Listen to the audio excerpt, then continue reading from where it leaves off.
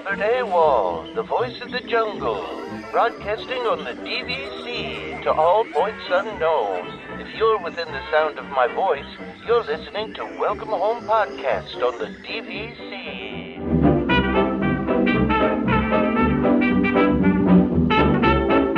Hello and welcome home. This episode of Welcome Home is brought to you by DVC Resale Market. Thank you for joining us on episode 299 of Welcome Home, a Disney Parks and Vacation Club podcast.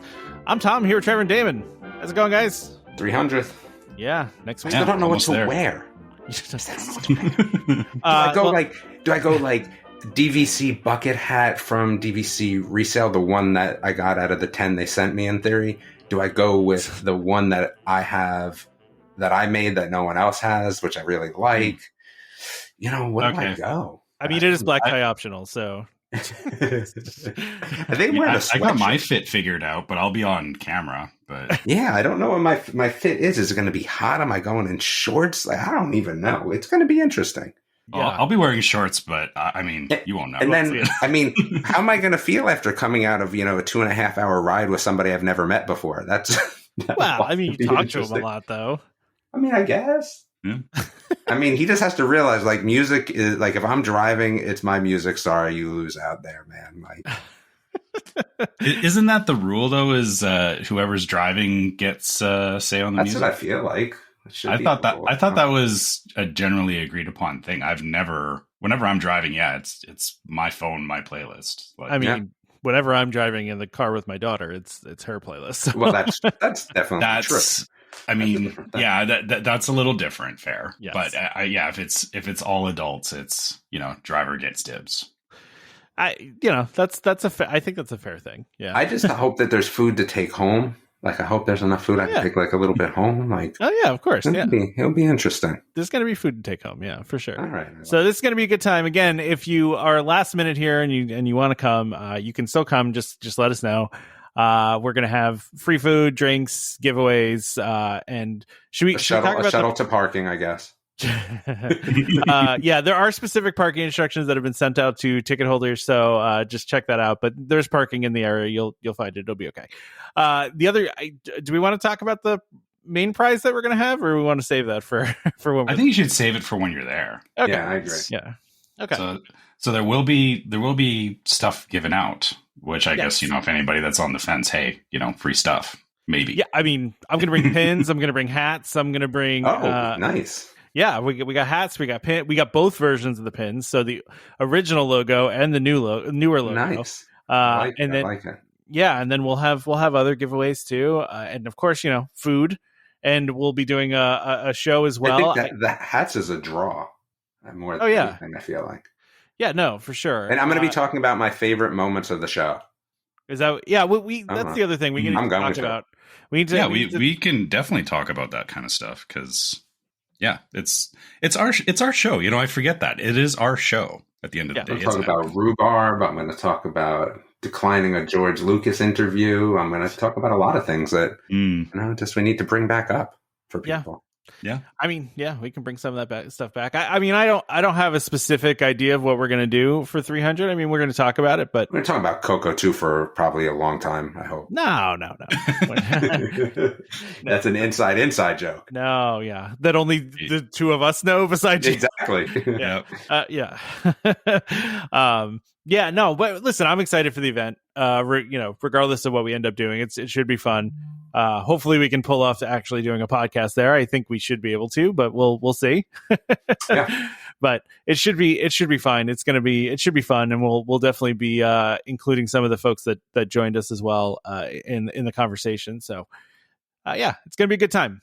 But again, if you want to come, I know I've said this every episode, but I'm going to say it one more time because this last one before the show, our 300th episode live is on March 29th. Couldn't remember the date. From noon to 3 at a place called Old Mecklenburg Brewery in Charlotte, North Carolina. So if you want to join us, you can absolutely do so. Just, like I said, send us an email, welcome home, or go to welcomehome.com/ 300th event. Or 300 event. I made it and then I forgot about it. 300 event. Yeah. 300 event. And you can still doesn't have that space in it, man. Yeah. 300 event. So just you can go in there and still get tickets. Just make sure you do that, sooner rather than later. But what's the 400th going to be? 400th has to be at Disney, I feel like, right? Yeah, I mean, I feel like it's got to be at a water park. I think we can make that happen. A water park? Water park? Yes. Now, that would be awesome. That would be a very interesting challenge to podcast from a water park. I think that would be awesome. It's going to be interesting enough doing this from a private room that we have. We're doing it at Blizzard Beach. We're doing it. I actually think I might make my first trip to one of the Disney water parks, because we've never done the Disney water parks, just because my wife is not a water park fan. She doesn't like water parks, but with, going after the cruise and the fact that we can get into the water park for free the day of check-in. It's not just that, though. Like, as you become a parent, you have to realize, like, even if I hate something, I still got to expose my kids to it first. Oh, my daughter does want to go. So that's why I actually asked her, because I was like, do you want to go to the water park? And she was like, yeah. So I that's what I'm pushing for. I think that's what we're going to do, probably. But we just have never been. So we don't necessarily, we've just never done it before. So, yeah, we'll see. I think that's probably what we're going to end up doing, though, since it's free. So then I only have to buy 1 day's worth of tickets, not 2. Okay. I'm just going to put it out here. I'm kind of disappointed in you, Tom. Oh, no, why? Because you haven't been to a water park. I would agree. I was just thinking about that. I used to do a Disney podcast and not. Okay, we're getting into this, all right? This is not my fault. This is not my fault. I understand you saying that, your wife didn't like going to water parks. But my wife isn't a fan of going to water parks either. But on our honeymoon to Disney World, we did go to both water parks. We didn't want to waste a day, though. That was the whole thing. It's not a waste of a day. It is. Even if you're not doing the slides, the water parks are still fantastic. Oh no! Listen, I'm not saying they're not fantastic. I'm in on the. This is not me. I'm in for the water park idea. Okay, I want to do it. Okay. All right. Well, yeah, you got some work to do, Tom. I mean, that's hurting your Disney cred. Just definitely 100%. That's a fair criticism. I'll take it. The only thing that kind of helps him out here is he said that he's gone to River Country, even though there's still no proof of it. Okay. Again, though, I never said that. I never said that. My mother told me I was there, but I don't believe her either. I'm on your side, Damon. I don't think I was there either. I was so happy when I found my picture years ago, just to keep the cred up, because you got to have that cred. I asked her for a picture and she could not produce one. So I am not confident in any way, shape, or form that I was there. I'm just not. I don't think I was there. So it's my mom. And that's where, people need to, make sure you got pictures to back stuff up. I don't know if you guys saw, I posted my Disney Quest cred yesterday because I was doing some cleaning. I wish I had a picture of me on the rafts. I'd love that. Well, man. So I still had the equivalent of the park map, or they called it the adventure guide. I posted a picture of that in the group yesterday because I was I said, I was just going through it, and I was surprised when I found it because it kind of fell out as something else. And I was like, oh, what's this? And then I realized that I still had stuff from Disney Quest, which, maybe your mom has a picture like that. Maybe it's going to be the same kind of thing where she moves an album and then it falls out and there's a picture of Tom. Yeah, I think parents sometimes my mom probably misremembers, man. That's what I would say too. I could see my parents misremembering something like that. Yeah. So. That's why, because it randomly, years ago when we talked about Haunted River Country, right? I think I just randomly talked to my mom about it, and she goes, "Oh no, you were there," and I was like, "No, I don't think I was. I've never seen a picture. You've never mentioned it until this very moment that I was at River Country." So, I just don't believe it.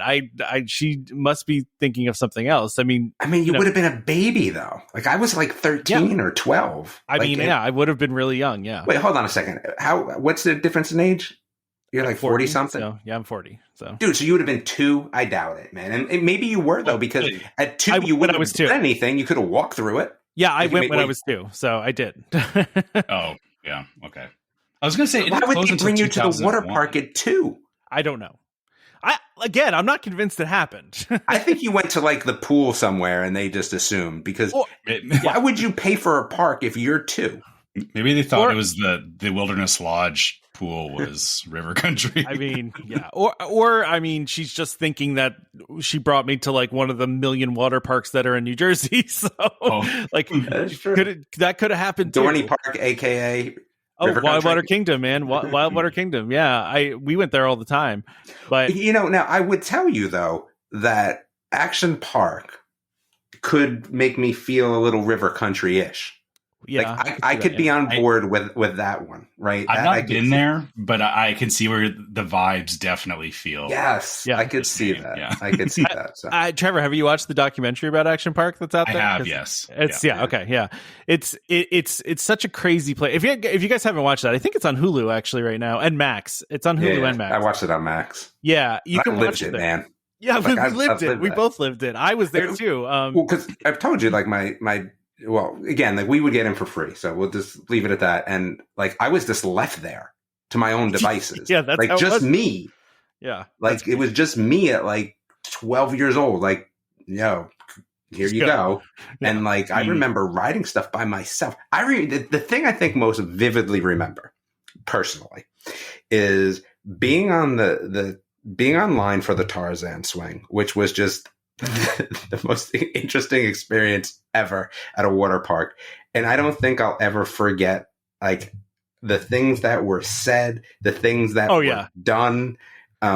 Just like you're getting bullied online, and then you're getting bullied when you try to go on the yeah. Crazy. It's basically, for those that don't know, the Tarzan swing, you literally, it's the whole thing is built on the side of a mountain, right? So a lot of the water is actual like spring water. It's not like water that's coming from like filtered. It's not a pool. Yeah, it's minus 10, if that. Yeah, exactly. And there's like a deck at the top of this rock, and I don't know how far up you are in the air. Maybe 10 feet, Damon. Maybe higher. I don't know. I think higher, but yeah. Yeah, but everyone that's waiting in line is standing on this deck, like leaning over, watching you do this, right? So, like you said, Damon, people would heckle you, they would yell at you. Absolutely. Like, if you had like a wimpy swing, it was a whole audience experience. Like it was. But see, what I still don't understand is, Tom, if we're 10 years apart, like when were you going? What'd you say? We went with camp when I was a kid. Like, how old were you though? I don't know.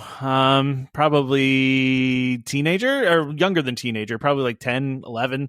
And then I went later when I was a camp counselor for camp, but it was at that point, it wasn't Action Park anymore. It was, oh gosh. I feel like though, so when you first went there, right?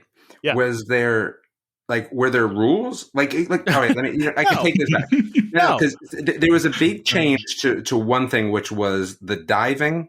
Yes. The cliff diving. Yeah, the cliff. So at what level were you there? I honestly don't remember anything from going. I just know that I went. Yeah, cliff diving went from do anything you want to no flips. Yeah. To no dives. And then, that was that. Like, that's how it went. So that's how you can kind of gauge your Action Park time. I was there when there was no rules. And I did do a flip, I will tell you. I don't think that there's been too much scarier in my life, but it did happen. But there was definitely, that's how you can kind of gauge your time in Action Park, because they did start to make some rule changes. I mean, yeah. But I'm pretty sure I went in the late 90s, I want to say, because I didn't move. Well, so I was born in New Jersey. We moved to Pennsylvania, lived there for a while, then moved back to New Jersey. And so I didn't go back to New Jersey until 95, I want to say. Yeah, so see, like I was there in the 80s, dude. Yeah. The 80s were way crazier. Yeah. Yeah. I was there. I feel like in 95, I was in high school as well. And so for us, it wasn't, we didn't have Action Park, but we had a camp that we went out to. It was on the west coast of British Columbia, which it's funny, like you guys are talking about all this stuff as like a theme park or something, but like we went out to a park or to a, like, it was basically a building on the side of a cliff. And that's not far off from what this was. Yeah. And so like we were like teenagers, and they were like, yeah, go rent a boat and go out onto the ocean with this boat, where it was just like two teenagers in a boat. And they gave us like, brief sailing instructions, and we had to, go out and come back without getting pulled out to sea. So, I mean, things were wild back in the 80s and the 90s, I'll say. Oh, yeah. Well, it was different, though. Like, even when I was growing up, though, like, I would just hop on my bike and be gone for the entire day. And I would just get back for dinner. And my mom would be like, how's your day? Good. Like, that was it, Like, show of hands. Who played on a construction site as a kid? Oh yeah, No, no, definitely. abandoned buildings, man. There was an abandoned factory by my house. We used to go back there. Oh yeah, So much kickball though. We had a lot of kids in yeah. our neighborhood. I played a lot of kickball like every day. I don't know. So we just had literally a 30-minute discussion about how we're going to stay within our vertical. Yeah, So I think we probably should talk we're about totally like down the rabbit hole. This all started with, okay, Tom, go to a water park. Okay, let's actually have some DVC news. And here's the thing. I think if Disney ever wants to build a water slide with a loop in it, like Action Park did, then maybe we can talk about it more. But the infamous loop water slide. Anyway, which they actually have now, but more engineered than the one at Action Park. Yeah, not as tight. Yes, not as tight and more, well done. Yeah. Anyway, so I was a little shocked by this first piece of DVC news because I didn't have any indication that the Magic Kingdom Lounge was anywhere near opening, and then all of a sudden everyone just got an email. It's like, oh, it's open. It's like, what? It looks kind of cool. It looks great. I've heard it's small. Is the only thing. It looks bigger than I thought. Compared to the EPCOT Lounge, it does look a little more packed. Which. Yeah. I mean, I think once the initial hype of it goes away, I don't think it'll be that big of a deal. But yeah, having the thing at capacity probably doesn't feel very good. You know what, though? It looks bigger than I thought it was going to, honestly. Yeah, but it doesn't look like there's many chairs, though. There's not that many chairs in the Epcot one either. That's true. It's a decently small space. Yeah, the Epcot one, they took out a lot of chairs, didn't they? They really spread people out, because I remember there used to be more chairs in the Epcot Lounge. Yeah, this is such a weird one too, because I think it's one of those spots where you'll be like, oh, thank goodness I can go and take my kids in here because they just need a break, and then it's like, but I'm in Magic Kingdom, there's so much to do. Can I really take a break? Yeah. It's going to be such a pull. In Epcot, I mean, I hate to say it, but you start to so if I'm going to avoid, let's say, Frozen, right? Just because whatever, and then Test Track's down, I feel like I have time to go chill out in the lounge. I don't know if I feel like I have that time at Magic Kingdom. I get what you're saying, because there's just too many things to do. You don't want to miss stuff. I mean, I just look at it as I'm midday and it's 98 degrees out, and I'm just need to sit for 10 minutes. Does the President's Hall take the heat from this now, though? Now now all of a sudden you don't need to go to President's Hall to relax. I don't know. That's options. Yeah. The other sleeping ride, for some people is Carousel of Progress. Although I don't think you should sleep on that, but some other people will do that too. That's a discussion in and of itself. But I mean, as far as this lounge goes, and is talking about missing out on time, I will say that to your point about I remember when we were there in February, which I know, sorry, I'm a Canadian, so the heat hits me differently down there. I remember being in Frontierland and everybody scrambling for shade anywhere they could in Frontierland, and not because they were waiting for the parade or anything. It was just so hot that people were just trying to find anywhere that was shady and cool. So, in the middle of the day, for me, I think this is not, and Damon, I know you say you feel like you're missing out, but for us, there's a lot of days where we actually do take advantage of, doing midday breaks back at our hotel. And if I didn't have to go all the way back to my hotel to take a break and continue on in the park, I definitely would with kids the age that my kids are. I just don't know if I'd feel the same way with younger kids. I mean, listen, my daughter needs a break sometimes.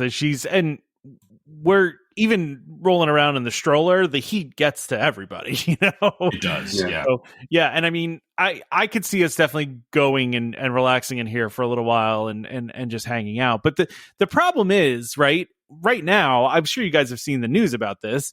And given it's the new shiny thing, so every DVC member is going there, especially the local AP people.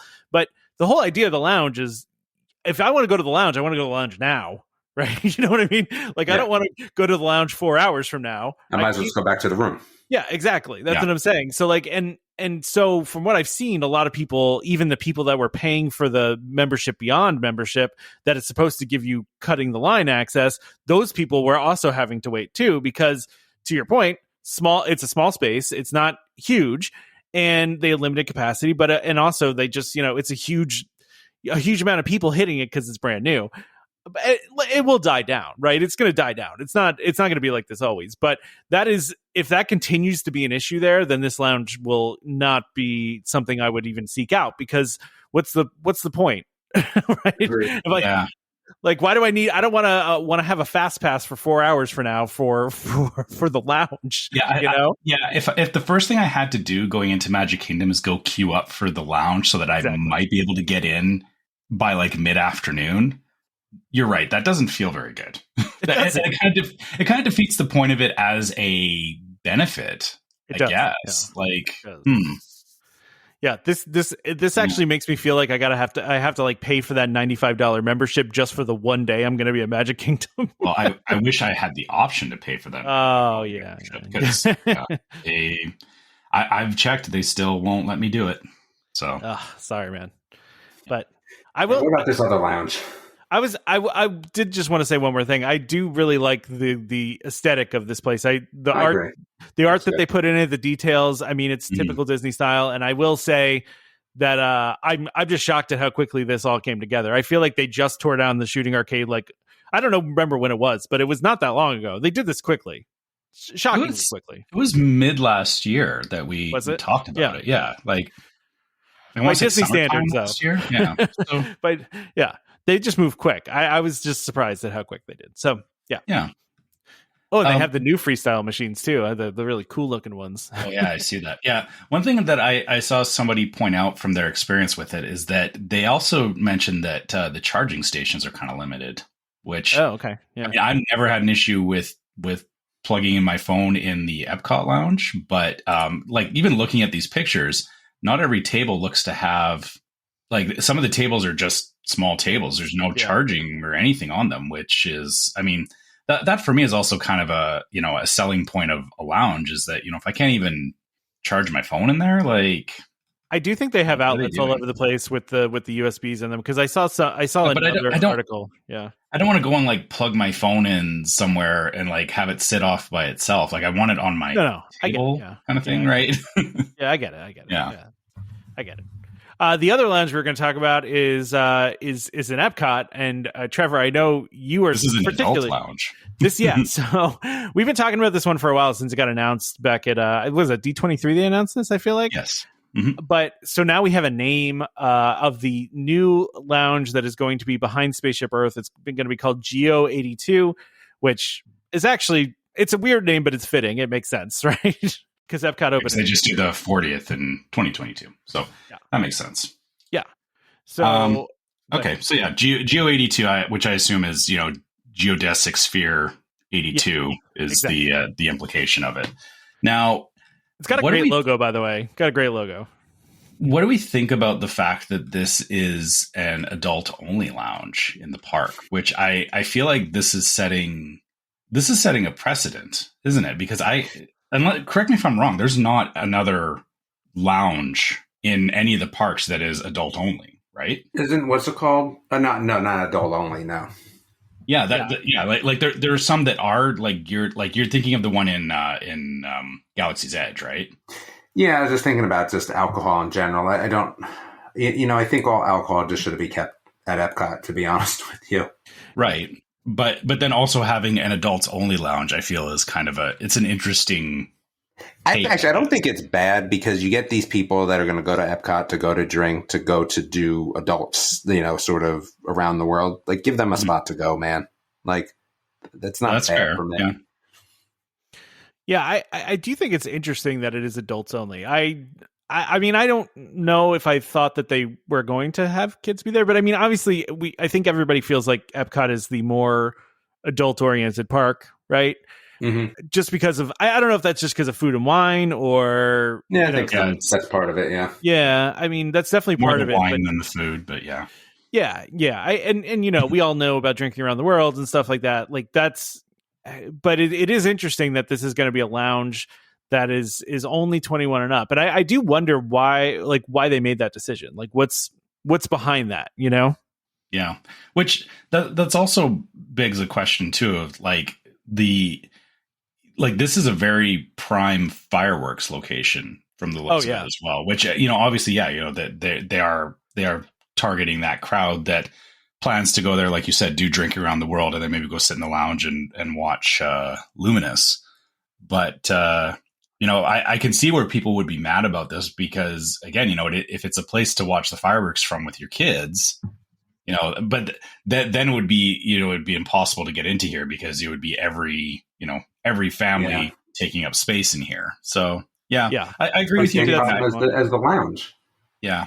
I agree with you that it's good that it is a space for people, or a space for adults. But I'm honestly a little surprised that Disney is actually leaning into like an adults only lounge in the park. I think because it's at Epcot, it makes a lot of sense.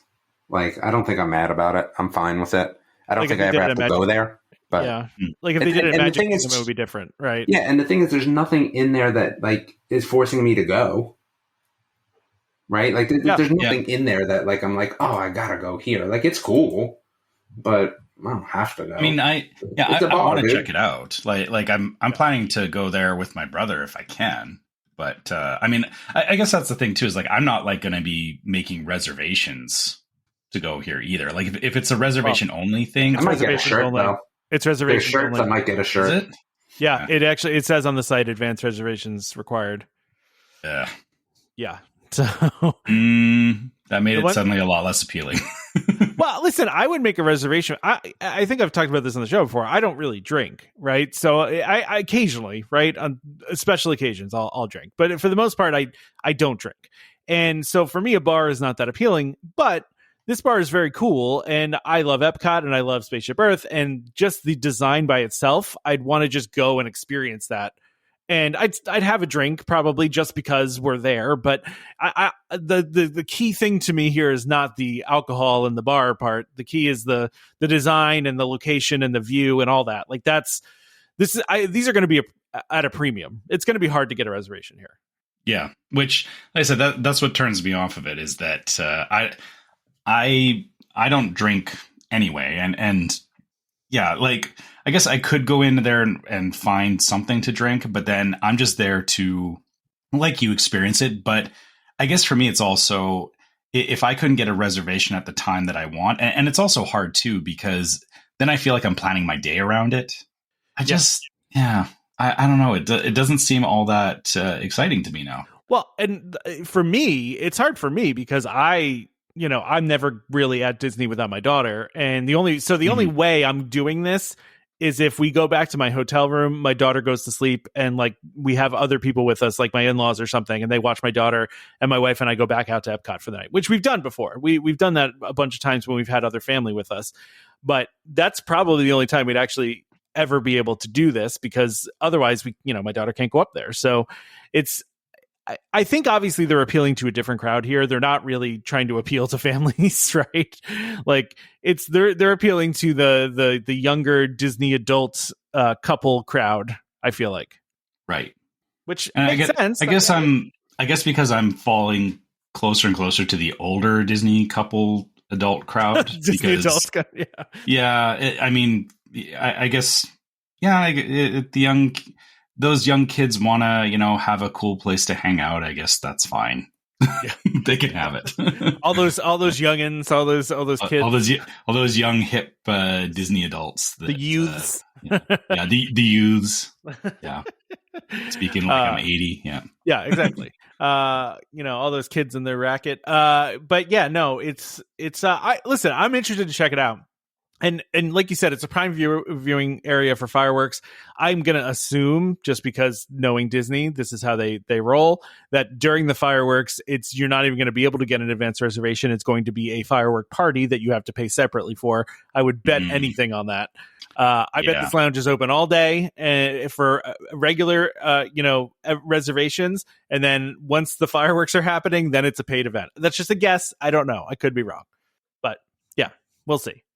Yeah, maybe at first it'll be, I think you're right. Free for all, yeah, but I can see you're right. There'll definitely be a paid experience alongside. Oh, this.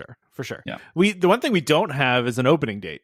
So yeah, I'm looking at this and I'm trying to, because I don't even know if it'll be open, but when I'm going, because they've kind of touched on it's coming in spring, but they haven't said exactly when. Yeah, it literally just says the first of of 2 lounges coming this year, and I think they said spring. Yeah, but spring, Disney likes to give opening seasons and not give actual dates until it's closer, which makes sense. Construction delays happen, but or maybe they'll do hey, it's open like they did with the DVC lounge. Wouldn't that be crazy? Yeah, but see, that's what got me about that is because all of a sudden it's just like somebody in our Discord sent a picture of the email. I'm like, do I have this email? And then I pulled it up and was like, oh, I do. Okay, that's crazy. That it's just like, hey, it's opening tomorrow. For something like this so anticipated, it's just weird that they just are like, it's open. Like go check it out. But I feel like that was a deliberate thing because if people had a chance to plan for it, it would have been a mess, guaranteed. Yeah. No, I agree. All right, let's do we have anything else about this? No. Let's do the ad though, and then we'll do Figment. We'll talk about Figment. Does that sound good? Yeah, that works. The sponsor of this episode is DVC Resale Market. DVC Resale Market, a World of DVC company, is the leader in the DVC resale industry with 13 former Disney Vacation Club guides and 3 former Disney Vacation Club quality assurance managers. If you're thinking of buying DVC, browse the largest selection of DVC resale listings anywhere, with DVC experts on hand 7 days a week to answer your questions. If you're thinking of selling, turn to the friendly professionals at DVC Resale Market, where over 98% of listings sell within 30 days. In 2024, DVC Resale Market helped over 4,400 families join or add on to their memberships. Go to dvcresalemarket.com/welcome home or call 1-844-DVC-PROS. That's 1-844-382-7767. And when you speak to them, be sure to let them know that Welcome Home sent you.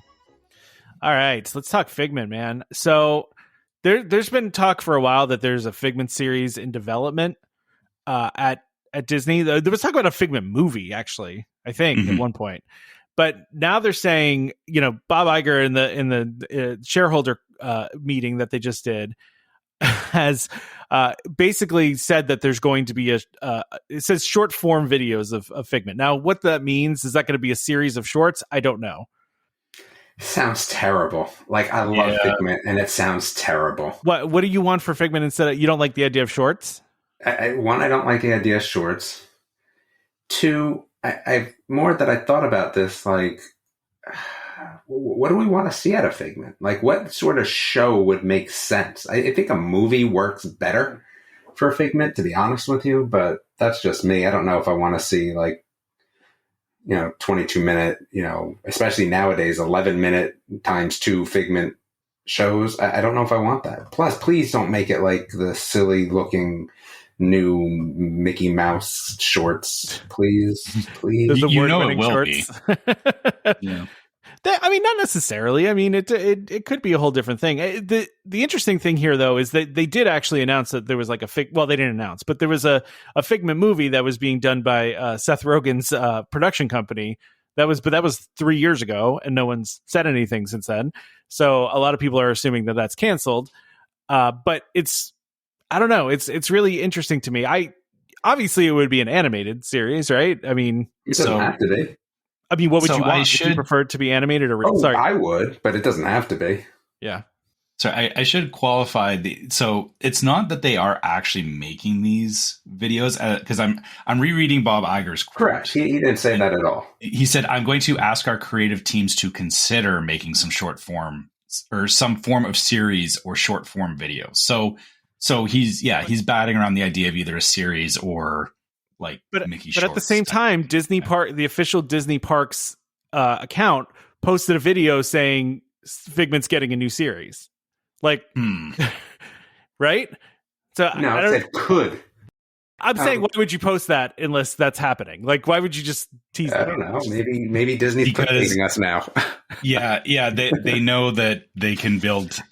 I don't Figment's know such if a weird I want thing. This. Yeah. I just don't know if I want this. Like, I love Figment. Like, I really, truly do. But I just don't know if I want a Figment series, because sometimes you don't want something terrible to, like, it's right. It's like redoing, what's a great movie that was Red Dawn, my favorite movie of all time. You don't need to. I thought you were redo going to that. list any of the Disney movies that they've live action. The live action remakes. No, I mean, I got to go with my favorite movie here, and I don't need a remake, and I kind of feel like this is the same sort of thing. I don't need this. Like, I like Figment the way he is. Just let Figment be Figment, man. Well, a movie I'd be okay with, but not a series, man. I don't like the way the Figment ride is. I definitely like the way Figment is as a character.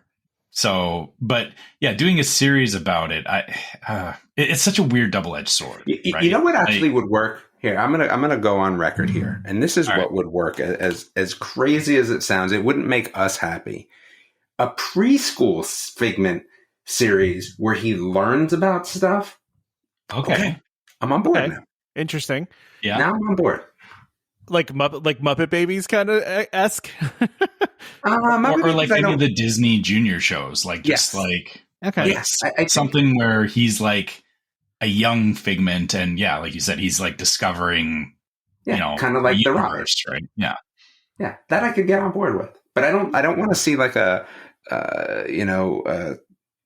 show that's geared higher than preschool. I think if it's just pandering to the existing fandom of Figment, which unfortunately I know where you're coming from with this, Damon, that Figment is built entirely around hype at this point, because all we really have to go off of is the ride, which is very limited.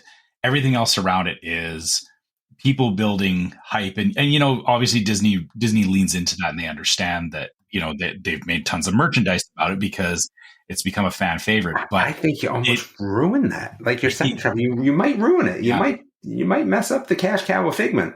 You make something terrible. The funny thing is that Figment is, ironically, Figment staying in your imagination is better than him becoming a reality. I agree.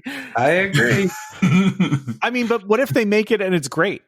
Like, what if it's a great series? Then great. Then you change your mind? Yeah, I mean, but there's way more space for it to not be good than there is for it to be great. Yeah, that's fair. I understand. I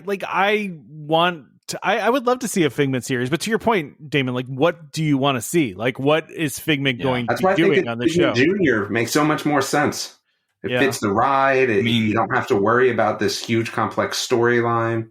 Yeah. The only other way it could potentially work is because the thing about Figment is that he has effectively like Deadpool like powers, if you think about it. Do you think like so? He has like fourth wall breaking capabilities. Interesting. But then the question becomes, if you're making a Figment that is not targeted at young kids, how edgy or risky could Figment get? Because really the sky is the limit with things like, it's in his name, Figment of imagination. That can mean a lot of things. Like that they could go anywhere they want with it. But then that goes into the risk of if it's too edgy or too off the mark or too much outside of what people are thinking Figment should be, and this is the thing, like, I guess if you ask anybody, like, what do you think Figment should be? You're never going to get the same answer, which kind of tells me that you're never going to get a show that everybody will agree is good. That's fair. Right? Because I don't see how that's possible. It's also worth noting, too, that Disney did actually produce a series of Figment shorts back in the 80s, right? Like, so they do exist, although I think they might have been for EPCOT. We haven't found those. No, but they did exist. I mean, and actually, to your point, Damon, they were kind of seemingly educational, because it was like, one of them was, how does it feel to be an elephant? How does it feel to fly? How does it sound? How does sound? Yeah, that's what I'm saying, man. Yeah, it's very, it's more of an educational bend to it. I do wonder though too, because like, I know that we love Figment and people that like Disney parks love Figment, but has he really transcended past the Disney fan? Like, if there's somebody that's never been to Disney World and I just tell them, oh, I love Figment, they're like, who the heck is Figment? But you know what I mean, though? Like, Figment hasn't necessarily transcended Disney park. I would agree with that too. Because I everyone knows Mickey Mouse. Like, if you've never been to a Disney park before, you know who Mickey Mouse is, but you don't necessarily know who Figment is, because Figment is EPCOT specific. So Yeah. I don't know. I don't know, man. Like, we got to talk about this next thing before I miss out on it, because I'm getting real close to being out. To passing out from talking. Passing out. I'm so hungry. I'm so hungry. All right. Also, Damon has to defrost his fridge. Everybody, I do have to defrost my fridge today. Yeah, that's that's a callback to the secret word from the other week too. That's funny. Yeah. Anyway, sorry. Yeah, that actually is a callback to the other week. That's funny. So I'll mention this. So it's been announced now that Nvidia is teaming with Disney on AI robotics. And if you've seen these what are they called, BDX droids that Disney's putting out there a lot, and I watched 2 YouTube videos on this yesterday because that guy that does Tech Labs or Crunch Labs, whatever it is. Mm-hmm. Yeah, on YouTube, he did a whole backstage tour at Imagineering, and they spent a lot of time with the droids. But, they really were talking about how they're controlled. There's somebody standing there controlling most of what they do. The robots do fill in a little bit of stuff themselves, but most of their motion is directed. It seems to me that it says the Mouse House plans to employ the AI-based tech to advance its robotic character platform that powers next-generation entertainment robots, such as the Star Wars BDX robots. And those are the robots that joined the head of Nvidia when they did the announcement. So it's good. I mean, do you feel like Nvidia needed this though? They probably don't. I mean, no, they probably do. You think they do? Yeah. I think this was an interesting take because I think Nvidia kind of needs this right now. Right. So I think that's part of it. I think listen, we're going to get robots at some point that no one needs to do anything with. It's going to happen, and it's going to be way closer than we all think because, in reality, like, we can have robots. They don't need to do a lot, especially the robots in Star Wars. Because think about it. What do robots in Star Wars really do? They're usually just like fixing things or navigating. Or droids, at least. Let's say droids. Yeah. Not a lot, right? So I think we're going to get there sooner rather than later. I like this. I mean, I think this is something that will be fun. But I just, again, as I've spoken about this before, I don't feel like people are ready for this. Like, you can't just let robots loose without people, like, just picking them up and doing silly things with them, right? That's where this kind of all falls apart for me. They'll still have handlers, I feel. I mean, they're still going to have... But then what's the point, right? Like, that's the kind of the whole thing. Like, I want this autonomous robot, which could be created, right? That wouldn't need a handler. Absolutely. I mean, if my vacuum can do it, then, they can do it with robots, right? It can go back and charge itself up. Like, but you can't because people are terrible. Well, and Disney's already had several semi-autonomous robots, right? So they had Lucky the dinosaur, which... But always a handler, though. Yeah, there was. And they were controlling some of the movements, but it did also do things by itself. And one of the things with the BDX droids, so they said this in the video that I watched, where they will tell it to, like, walk forward or walk backwards or do a certain thing, but the robot actually does what it wants to get to that thing, right? Yeah. So it's not like it's a static movement. It's the robot has like a little bit of leeway to kind of make it a little bit different, and that's not AI yet. I mean, like, that's not autonomous, but they obviously can make these autonomous. I know what you're saying though, Damon. It's they still have to have a handler, but if they don't have somebody holding a remote control, it is still a little more. It's still a little more. What's the difference at that point? Well, I mean, it's the difference, like with like Push the Trash Can, right? There was a cast member lurking around Push, right? But there was somebody controlling it from off in the distance that you didn't see, right? Yeah. But what I'm saying is that if you can't let them, like, do their own thing and you need a handler, then why not just have somebody controlling it? Like, I don't know how I'm trying to think about a good way to where you can have these things out there without handlers and people won't, like, be silly about it. Yeah. So let me ask you this, Damon. I know you're thinking about it from the angle of, what if people are doing stuff to it, and then you need the handler to, like, step in and interject. Yeah. What if because of this AI, the robots get themselves into a place where, somebody still needs to be supervising them. Like they can never be fully, like, just set them loose and, they'll come back at the end of the day. Want. Westworld. These are not 1980s robots. This isn't your childhood in a robot, Damon.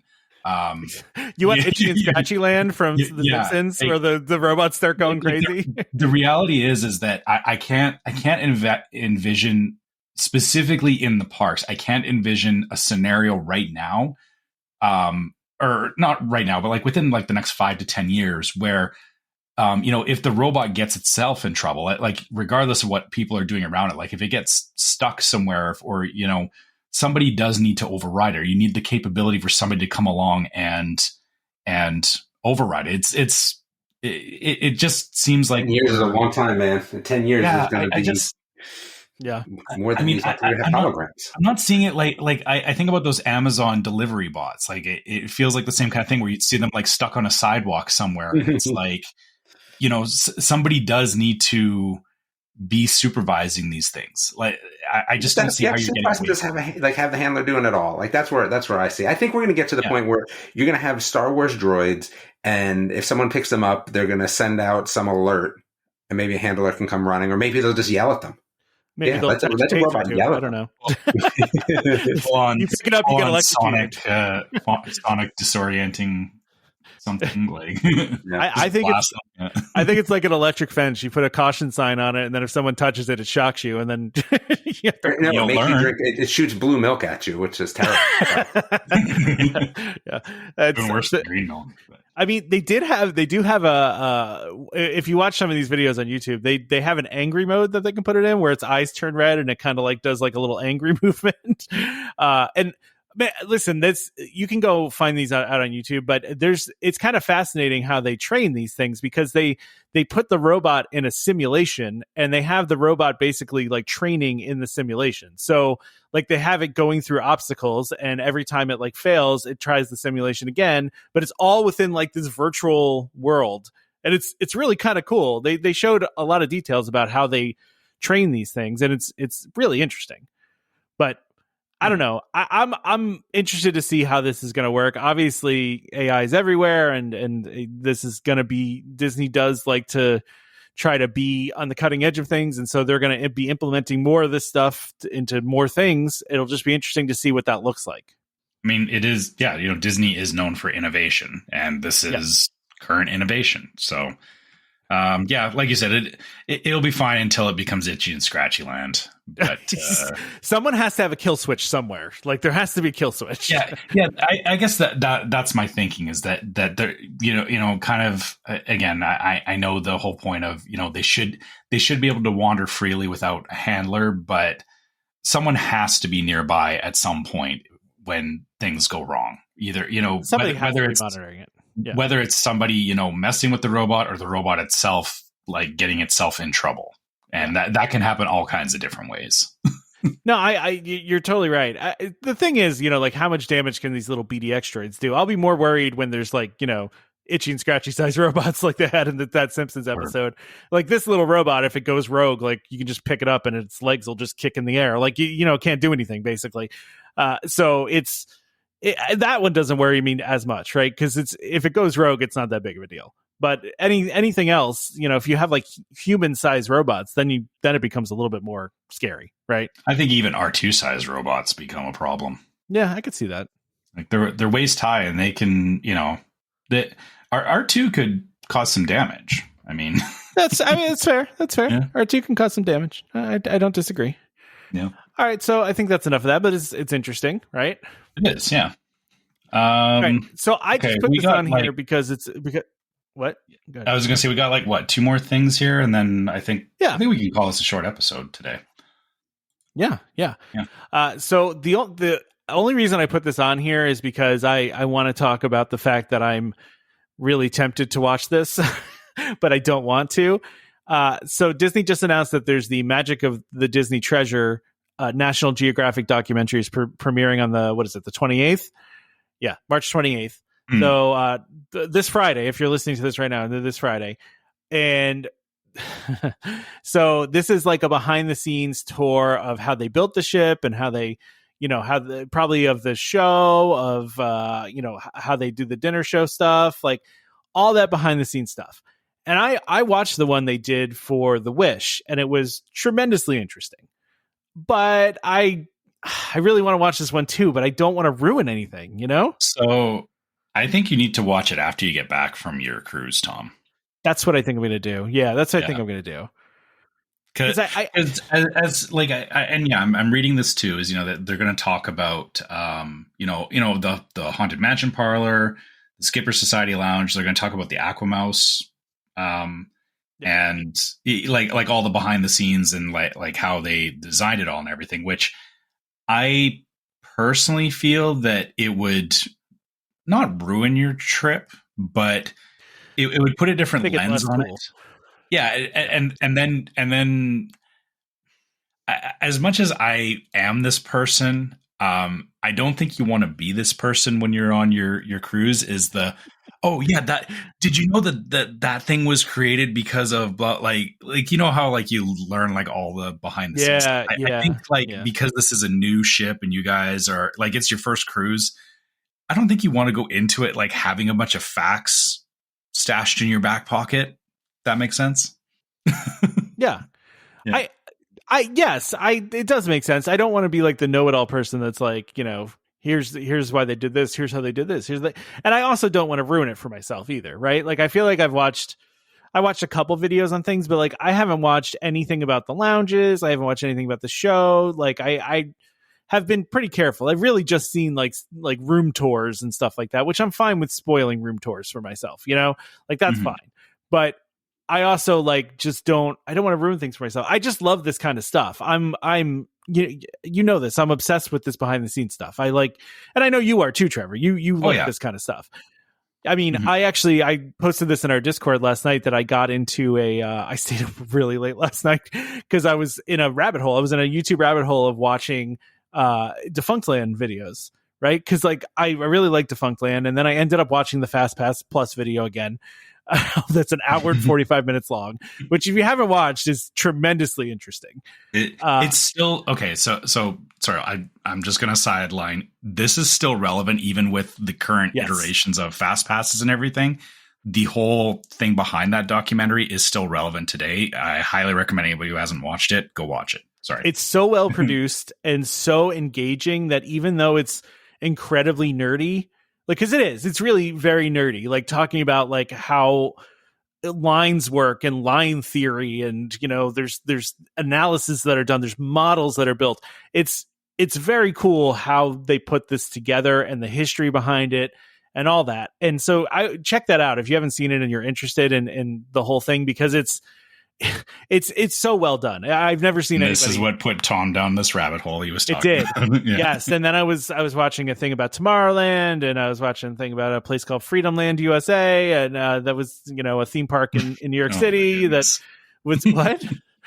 What'd you say? Freedomland USA. Okay, hold on about Freedomland for a second. All right. So Freedomland.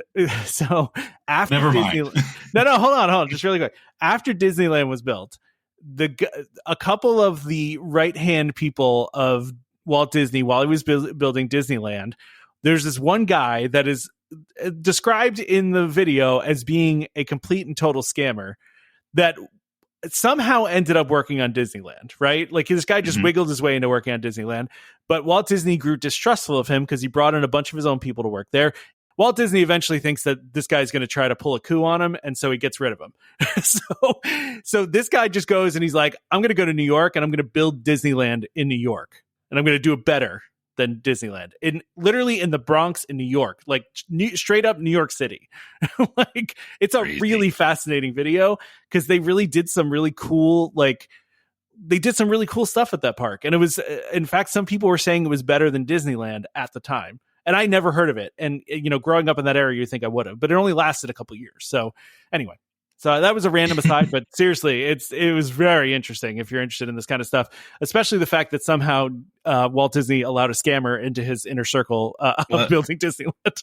Okay. So to be fair, you know, back when Walt was building everything, there was zero precedent for like, true. We think of it from like current standards where it's like, how could you let that happen? Well, he was like paving new ground, which means, yes, you're going to find less than desirable stuff. But, you know, back to the point of, you know, learning about this stuff and everything, like, so, you know, talking about this show about the Disney Wish, or sorry, not the Wish, the Treasure, you know, like you said, you know, I'm the same way that I love learning that stuff, but this is also exactly why I'm so vocal about not spoiling stuff, because it's, for me, the take on it is I would rather go into it blind the first time and then after I've seen it and experienced it, then I'll go back through and I will like deep dive and I will relate what I experienced to all of the like behind the scenes and the nuance and all that kind of stuff. And then that's what builds into, me learning this stuff. But if I start from I've learned a bunch of stuff, when I first go and experience it, I have zero interest. I get it. In like actually experiencing it, which I think for you, like, getting on the ship, it's going to be your first time on a Disney cruise anyway. Yeah. Yeah. Which, I think you should just, I think you should skip this for now. I will. I'm going to. It's just tempting. It's just tempting to me. Although I can see you watching this, Trevor, since you're not going to go on a cruise. Like, I don't know if you still find it interesting. I'll probably watch it some lunch hour when I'm, when I don't have anything else to do at work. It is fascinating to see how they build. That's usually when I watch stuff like this. Yeah, yeah. Well, it is, but it is fascinating to see how they build a cruise ship. It's an incredible, massive undertaking, and just to see the work that goes into it is pretty amazing.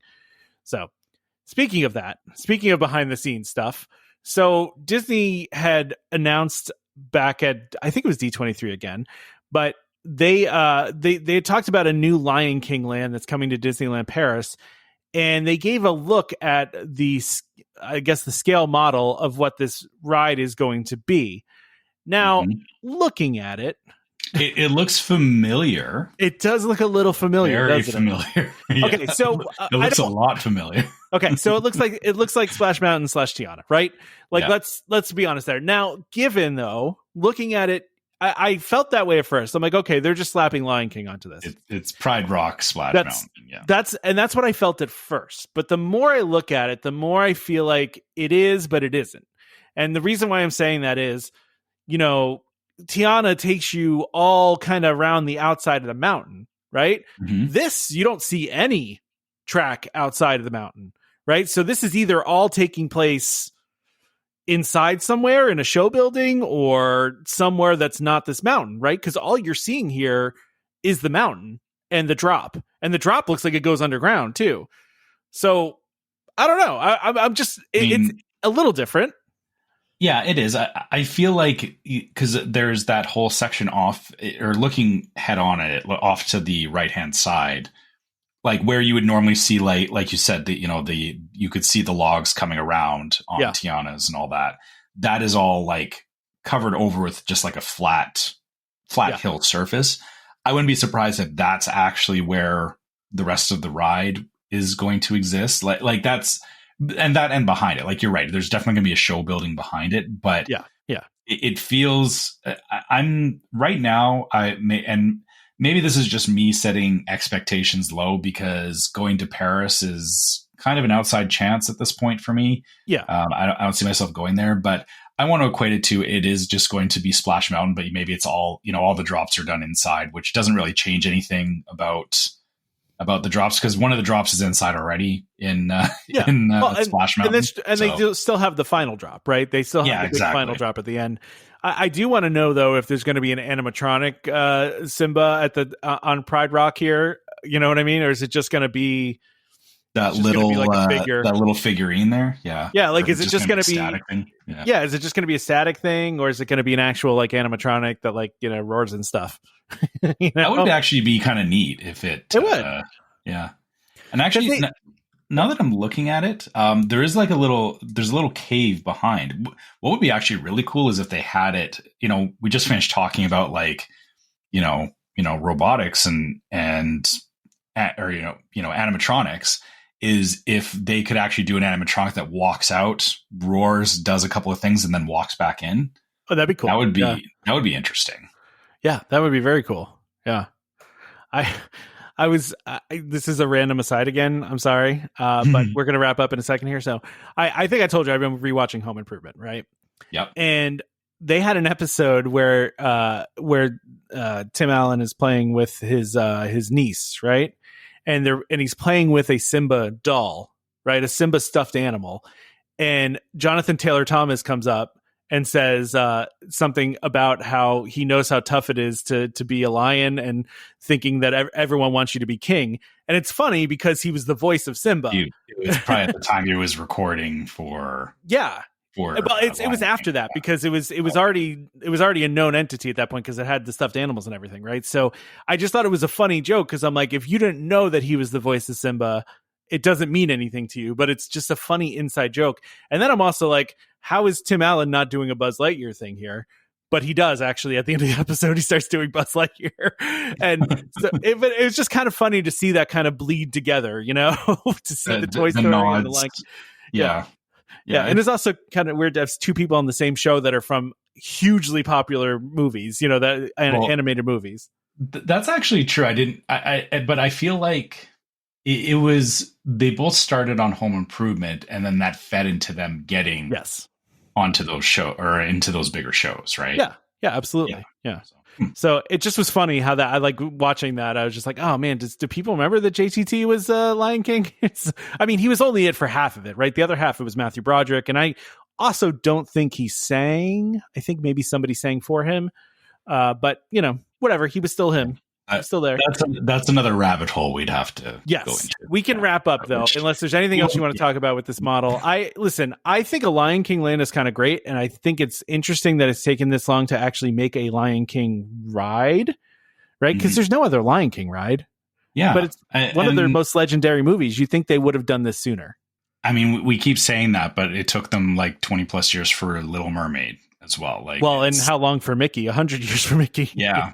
So yeah, I guess, time from their big hits to time of show or time of an attraction, there's no expectation or assumption that you'll get, just because you like the show doesn't mean you're going to see an attraction, but it also doesn't mean you'll never see an attraction. Right. Like it could be, could be 20 years later or 30 years later. I don't know. They could do a Lion King attraction in Animal Kingdom, no problem. Why wouldn't you? But they already have Festival of the Lion King, so why would they do that? It's fair. That's really, that's a show though, not an attraction. So, but it is an attraction though. The shows are still, attractions. Yeah. It's not a ride. I guess should have been the word. Yeah. Yeah. It's not a ride. There you go. Yeah. Yeah. I guess not everything necessarily translates into a ride per se. Yeah.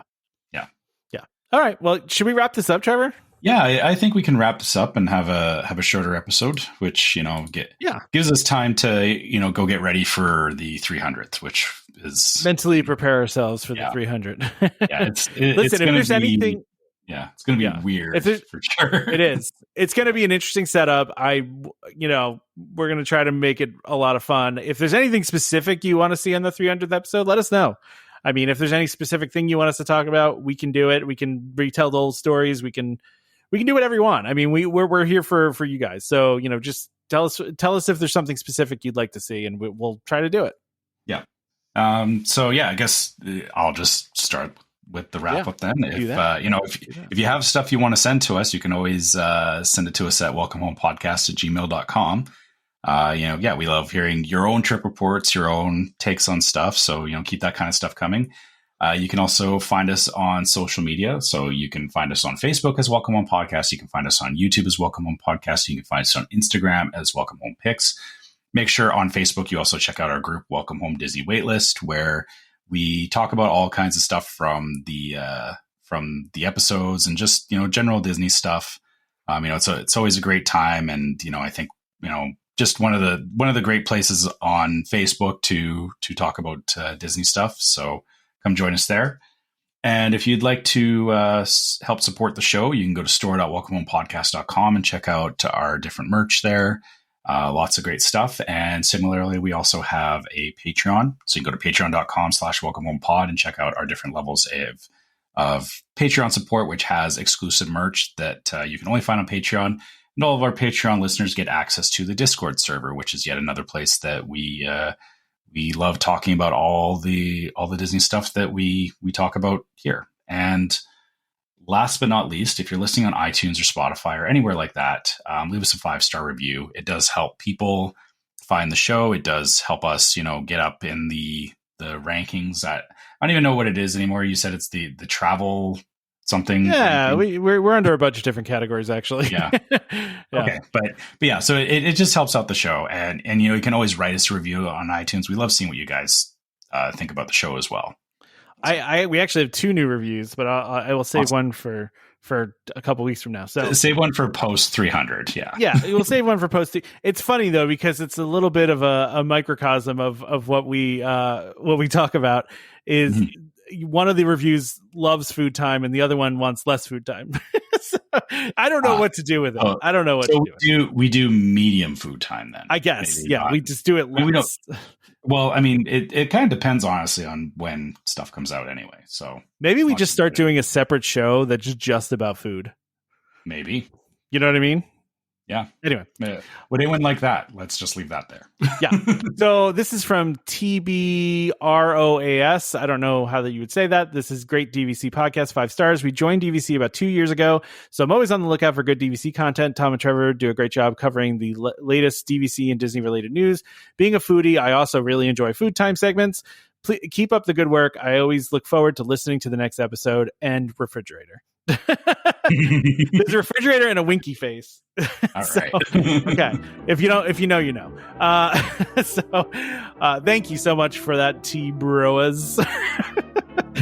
T Broas. That's a great name. Thank you and congrats on joining the club, right? A couple of years ago now, but I'm glad you found us. That's great news. So anyway, if you want to get read out on the show like that, we can do that. Just make sure you put in a review, but also don't forget to subscribe to Welcome Home Podcast so you'll be reminded every time we release a new episode. You can find us on Apple Podcasts, Amazon Music, TuneIn, Stitcher, Spotify, YouTube Music, just about any podcast app that's out there. You can find us. Just search for Welcome Home. Look for the one that's DVC and Disney.